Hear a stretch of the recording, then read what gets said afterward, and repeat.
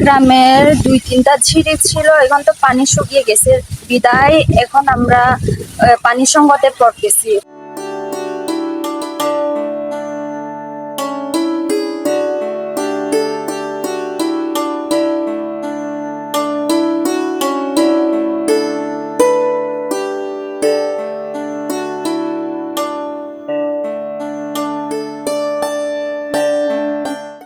পানি নিয়ে অনেক কষ্টে আসে। আমরা এখানে এই পাড়াতে 114 পরিবার আছে। হ্যাঁ, পানি নিয়ে অনেক কষ্টে আসছে। পানি নাই, কাল নাই, কাল শুকাই গেছে।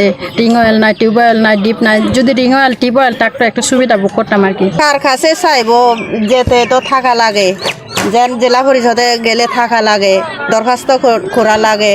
তারপর ওগুলো করলে তো আমাদের থাকা নাই, সবগুলো এখানে দিন মঞ্জুরি গরিব। কুয়া থেকে পানি নিতে হয়, সমস্যা হয় এখানে। অনেক সময় কুয়াতেও পানি থাকে না।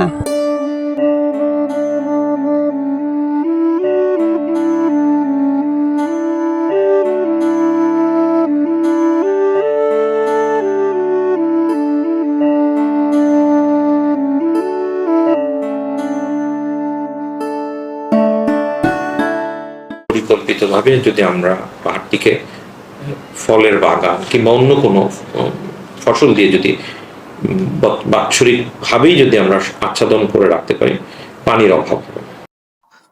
শুষ্ক মৌসুম চলছে এখন। এই মৌসুম 1 এবং 2-এ পানির সংকট সামান্য রয়েছে। তবে আমাদের জনস্বাস্থ্য প্রকৌশলী মহোদয়ের সাথে আমি কথা বলেছি।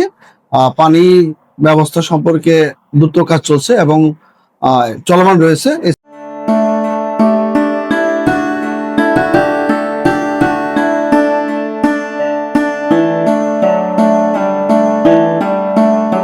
নাইক্ষ্যংছড়ি তো আমাদের অন্যান্য ইউনিয়নের তুলনায় আমাদের সদর কেন্দ্রিক যে সমস্যাটা আছে, সেখানে হচ্ছে পানির যে উৎসগুলো আছে, উৎসগুলো অলরেডি অনেকাংশে শুকিয়ে গিয়েছে। বিভিন্ন পুকুর বা যে সকল জলাশয় ছিল সেগুলো পানির স্তর অনেকখানি নিচে নেমে গিয়েছে। পাশাপাশি এখনো আমাদের এখানে পর্যাপ্ত পরিমাণ আমরা এই মৌসুমে এখনো বৃষ্টিপাত হয়নি, যে কারণে পানির আসলে যে সমস্যাটা হচ্ছে সেটা দিনে দিনে প্রকট হচ্ছে।